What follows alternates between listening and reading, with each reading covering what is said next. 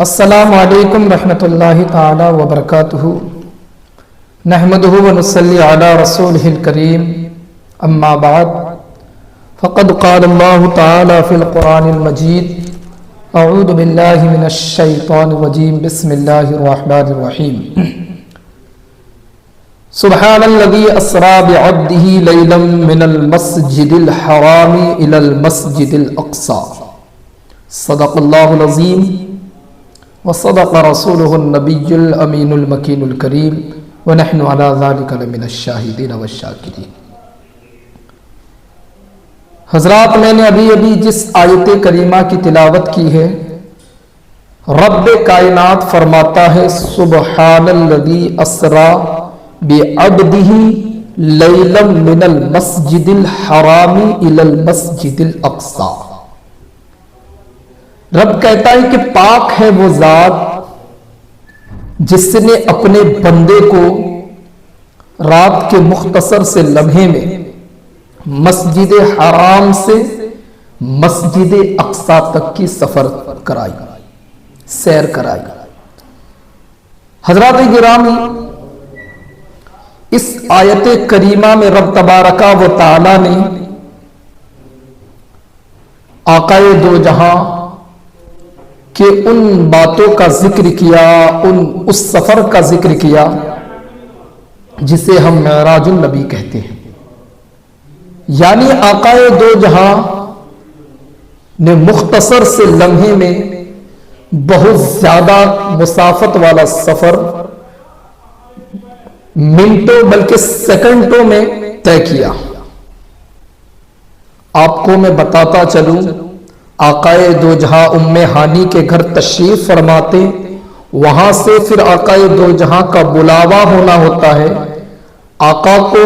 جبرائیل لینے آتے ہیں، آقائے دو جہاں ام ہانی کے گھر سے مسجد اقصی تک کا سفر طے کرتے ہیں۔ ایک منزل پہنچنے کے بعد پھر مسجد اقصی میں امامت فرماتے ہیں، امامت فرمانے کے بعد مسجد اقصی سے پھر آقائے دو جہاں پہلے آسمان یعنی دوسری منزل کو طے کرتے ہیں، پہلے آسمان تک کا، پھر پہلے آسمان سے آقا ساتویں آسمان تک جاتے ہیں، یہ تیسری منزل ہوتی ہے۔ پھر اس کے بعد آقائے دو جہاں ساتویں آسمان سے سدرۃ المنتہا تک پہنچتے ہیں، سدرۃ المنتہا سے پھر آقائے دو جہاں او ادنا جسے کہا جاتا ہے ایسے مقامات تک جا کر پہنچتے ہیں۔ لیکن حضرات گرامی، غور طلب یہ ہے کہ آقائے دو جہاں ام ہانی کے گھر سے نکلے، وہاں وضو بنائے اور جو دروازے پر کنڈی لگی تھی وہ لٹک رہی تھی، اسی دوران ان 5 منازل کو طے کرنے کے بعد آقا پھر اپنے رب سے ملاقات کیے، رب کی زیارت کیے۔ رب کی زیارت کچھ اس طریقے سے ہوئی، قرآن کہتا ہے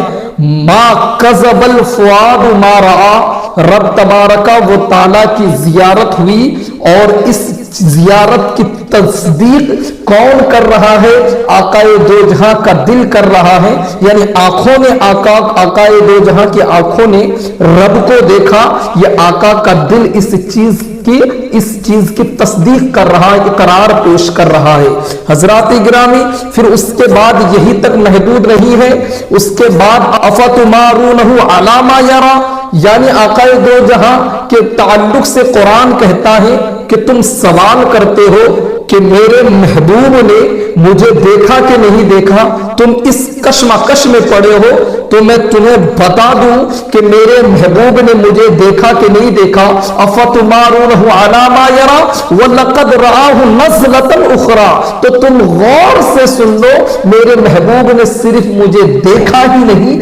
دیکھا کہ نہیں دیکھا اس چیز پر غور و فکر مت کرو، بلکہ میرے محبوب نے وَلَقَدْ رَآهُ نَزْلَةً أُخْرَى 2 مرتبہ مجھے دیکھا۔ حضرات گرامی، یہ رب تبارک و تعالیٰ کا فرمان ہے۔ پھر رب تبارک و تعالیٰ آگے فرماتا ہے فَكَانَ قَابَ قَوْسَيْنِ أَوْ أَدْنَىٰ، میرے حبیب اتنے قریب ہو گئے تھے، اتنے قریب ہو گئے تھے، 2 ہاتھ کا فاصلہ تھا، او ادنا بلکہ اس سے بھی کم کا فاصلہ تھا۔ اب یہاں پر سوال یہ پیدا ہوتا ہے کہ حضرت موسیٰ علیہ السلام نے رب کی بارگاہ میں، قرآن کی آیت ہے فلما جاء موسیٰ، یہ والی آیت آپ مکمل پڑھیں گے، اس کی تفسیر پڑھیں گے تو یہاں پر موجود ہے کہ رب تبارک و تعالیٰ کی بارگاہ میں حضرت موسیٰ نے عرض کی یا اللہ مجھے تو اپنا جلوہ دکھا، تو رب تبارک و تعالیٰ نے کہا لن ترانی، موسیٰ تم مجھے دیکھ نہیں سکتے ہو، دیکھ نہیں سکو گے۔ تو رب تبارک و تعالیٰ کے اس فرامین کے بعد بھی حضرت موسیٰ نے بار بار اصرار کیا۔ رب تبارک و تعالیٰ نے کہا کہ فلاں پہاڑ کی طرف دیکھو، فلاں پہاڑ پر پہنچ جاؤ، وہاں پر اس پہاڑ کی طرف دیکھو۔ پھر رب تبارک و تعالیٰ نے کہا کہ اگر وہ ریزہ ریزہ ہو جائے تو تم پھر پتہ کر لینا کہ تم مجھے دیکھ پاؤ گے کہ نہیں۔ فلاں پہاڑ پر حضرت اللہ رب العزت نے ایک اپنی تھوڑی سی تجلی کو ڈالی اور رب تبارک و تعالیٰ کی اس ہلکی سی جھلک کو حضرت موسیٰ برداشت نہیں کر پائے، بے ہوش ہو کر گر پڑے۔